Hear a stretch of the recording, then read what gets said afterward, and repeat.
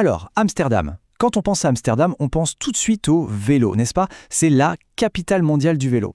Et pourtant, figurez-vous que la ville est en train de déclarer la guerre à un type de vélo. Oui, un vélo.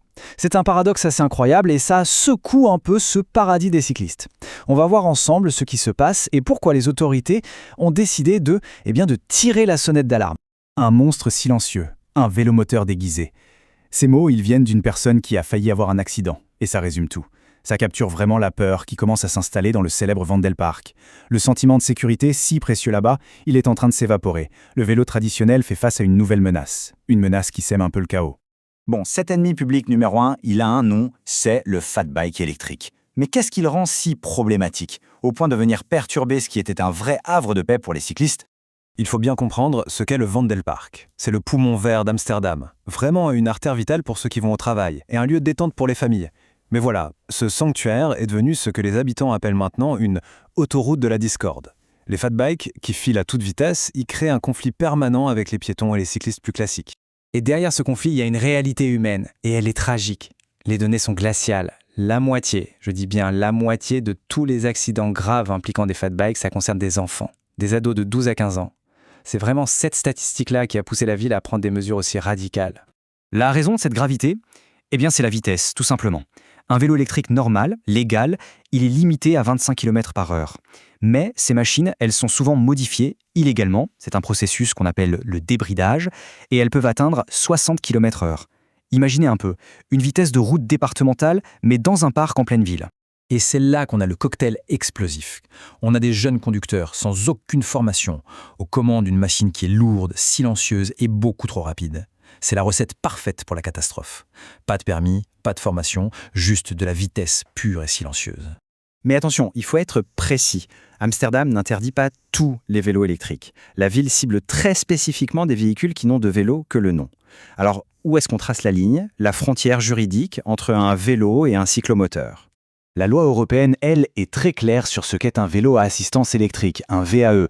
Il faut le voir comme un petit coup de pouce amical. Le moteur est là uniquement pour aider au pédalage. Sa puissance est limitée et surtout, il doit se couper net dès qu'on atteint 25 km/h. C'est non négociable. Quand on compare, c'est sans appel. D'un côté, on a un vélo. De l'autre, avec sa vitesse folle, sa poignée d'accélérateur et son moteur surpuissant, en réalité, on a affaire à un cyclomoteur non immatriculé. On n'est plus du tout dans la même catégorie, ni sous la même loi. Et au-delà du danger physique, il y a un risque financier énorme que beaucoup de gens ignorent. S'il y a un accident avec un de ces vélos modifiés, les assurances refuseront de couvrir les dégâts. Et là, les conséquences financières peuvent être absolument dévastatrices. Et il ne faut pas croire que ce problème se limite à Amsterdam. Pas du tout. L'interdiction dans le Vondelpark, ce n'est que le début d'un mouvement national contre ces engins. Ça s'étend à travers tous les Pays-Bas.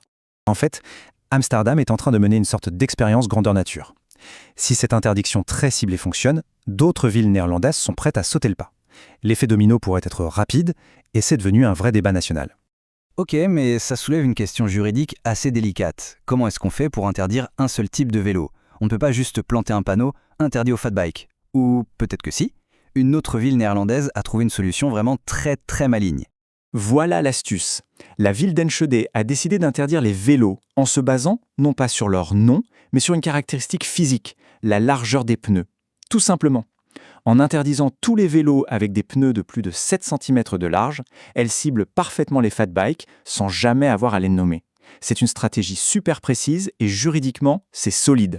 Alors au final, quel est l'enjeu réel derrière cette guerre des vélos? Ça va bien au-delà des fat bikes. C'est une question fondamentale sur l'avenir de nos villes et sur l'espèce de contrat social qui régit nos espaces publics. Et ce n'est pas du tout un phénomène marginal. Cette année, les fat bikes représentent déjà 13% de toutes les ventes de vélos aux Pays-Bas. C'est une vraie tendance de fond, ce qui rend la recherche de solutions encore plus urgente.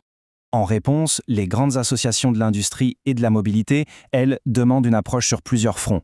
Elles veulent des contrôles plus stricts à l'importation, des sanctions beaucoup plus sévères pour le débridage et même une discussion sur un âge minimum pour certains vélos électriques puissants. Elles savent bien que c'est la réputation de toute l'industrie du VAE qui est en jeu. En fin de compte, tout ça se résume à un conflit assez classique. D'un côté, il y a le besoin de sécurité publique, de protéger les plus vulnérables dans nos espaces communs. Et de l'autre, l'argument de la liberté individuelle, le droit d'adopter une nouvelle technologie. Beaucoup d'utilisateurs disent qu'ils ne devraient pas être punis pour les actions d'une petite minorité irresponsable. Et tout ça nous laisse avec une question fondamentale. Alors que la technologie évolue souvent plus vite que nos lois, comment va-t-on faire pour équilibrer la sécurité et la liberté sur nos futures pistes cyclables? Amsterdam a commencé à donner sa réponse. Mais le débat, lui, est très très loin d'être terminé.